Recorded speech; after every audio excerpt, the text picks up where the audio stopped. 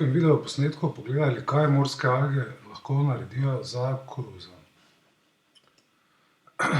Pokazali bomo rezultate uporabe preparata iz rjavih morskih alg BCX900. Več informacij o preparatu in kako deluje na rastline najdete na rjavemorske-alge.si. Povezavo najdete tudi v opisu videoposnetka spodaj, če gledate to na YouTubu. Pa poglejmo. Tu so razna poročila strank iz raznih testov in produkta. Tu vidimo eno malo starejšo, iz 2003, iz Nemčije. Vidimo razliko, desno tretiramo z biokompleksom in levo brez biokompleksa, torej z konvencionalnim tretiranjem. Vidimo, da je dosti večja koreninska masa, kadar se tretira z biokompleksom in posledično tudi masa rastline. Tu so tudi ene slike iz Srbije od stranke.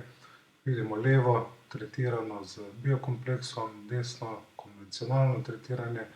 Vidimo večji koreninski sistem, večjo maso rastline. Normalno, če se poveča koreninski sistem, predvsem vpliva na lasaste korenine, poveča tudi do nekajkrat to maso korenin in posledično rastlina lažje črpa hranila iz zemlje in je posledično večja, posledično tudi pridelek večji. Rastline so bolj odporne na suše, na deževje. Torej tu pogledamo uporaba preparata BCX900 iz rjavih morskih alg. Rastlinam bistveno poveča koreninski sistem. Posebnost preparata so odklenjene celice oligosaharidov rjavih morskih alg. Odklenjene celice omogočajo, da jih rastlina bolje absorbira in aktivira v procesu fotosinteze. Oligosaharidi omogočajo rastlinam, da razvijajo do vsaj 50% več finih korenin, torej lasaste korenine. Normalno tudi te stabilizacijske korenine so večje. Predvsem je pomembno tretiranje v prvi fazi razvoja rastline.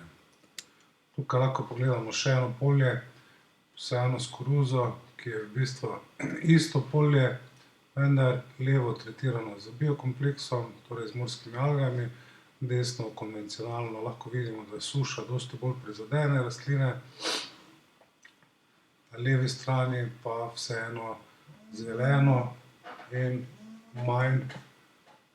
manj poškodb zaradi suše. Tukaj pogledamo ene rezultate tretiranja oziroma testa z biokompleksom na eni nemški farmi, kjer vidimo, da dvakrat tretirana silozna koruza z BCX900 je prinesla 30% večji donos po hektarju. Enkrat tretirano že skoraj 17%. Bomo videli v nadaljevanju še več takšnih podatkov. Normalno se tretira koruza s produktom 3-krat. Bomo pogledali tudi, kdaj točno se tretira, ampak tu vidimo, da že z manjšimi količinami dosežemo pozitivne rezultate. Evo tu še en primer, kjer se uporaba izdelka izboljšala produkcijo za 33%.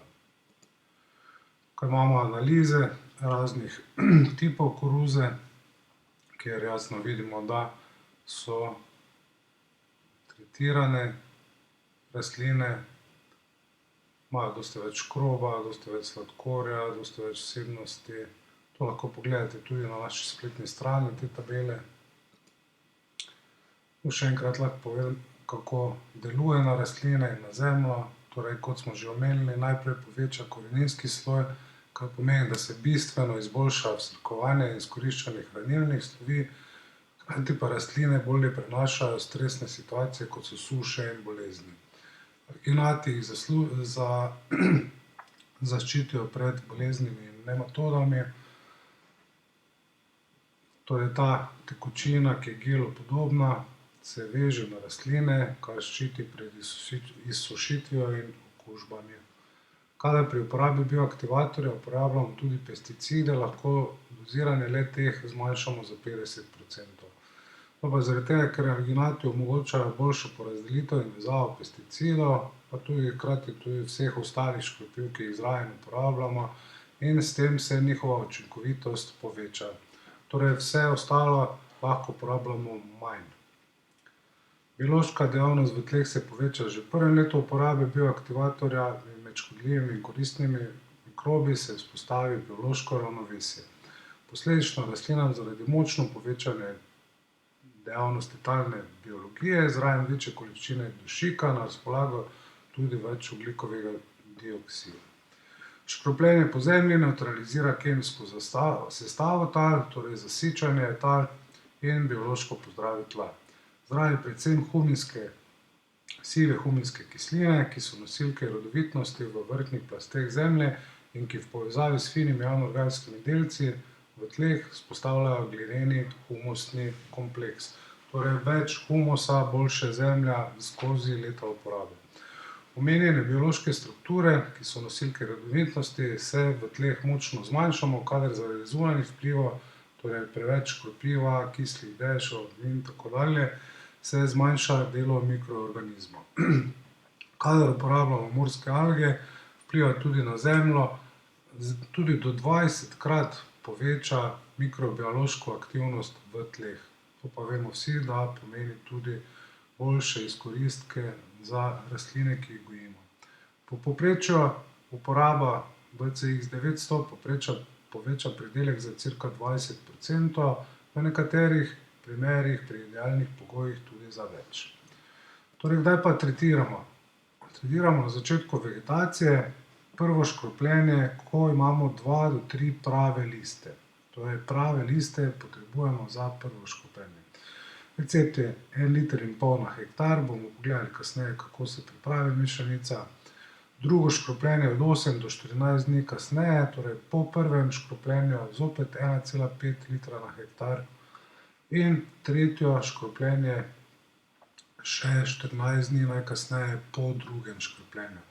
Če zamudimo zaradi vremena zamudimo kakšno tretiranje, ga po stadiju 40, torej tvorba popko, več ne ponavljamo. Bomo pač imeli samo 2-krat tretirano, kar bo tudi izboljšalo tako zemljo in bo povečalo ali vsaj ohranilo nek pričakovan pridelek. Kako pripravimo? Torej, pomembno je, da spoštujemo termine pri navodilih za uporabo. Večji kot bo zamik pri nanosu, toliko manjša bosta dodatni donos in izboljšanje kakovosti. Kot sem povedal, kadar moramo zaradi neugodnih vremenskih razmer izpustiti kakšen nanos, ga ne smemo ponavljati po stadiju 40. Vedno moramo ozemljiti škropilnico, torej privežemo verigo ali neko jekleno vrv, da ozemljimo, tako preprečimo pojav plazilnega toka in statične naelektritve škropilnice, ki lahko preparat v škropilni mešanici obori in deaktivira njegov učinek.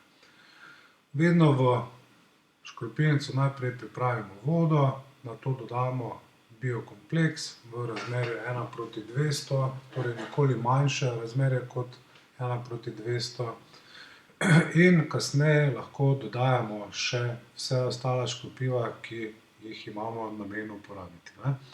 Alge, ko jih dodamo v vodo, spremenijo površinsko napetost vode, kar pomeni dosti boljšo distribuiranje vseh ostalih škropil, ki jih uporabljamo. Kot smo omenili malo prej, lahko uporabimo recimo ostalih škropil manj. Torej imamo tam nek prihranek.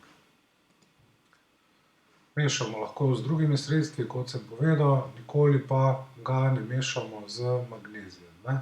Preparat BCX 900 je z magnezijem nezdružljiv. In zopet še ena pomembna zadeva.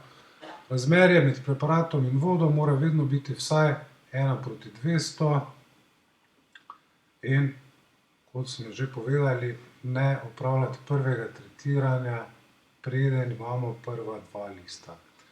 Vse ostale informacije, rezultate, kakšne dosegajo naše stranke, dajte pogledati na povezavi v opisu tega videoposnetka. ali kakšni drugi povezavi, odvisno, kje gledate ta video posnetek, če je na YouTubu, bo v opisu pod video posnetkom, če je na Facebooku, bo zagotovo tam kakšna povezava. Drugače pa najlažje rjavemorske-alge.si in tam izberite, katere rastline bi radi tretirali in si poglejte podrobna navodila.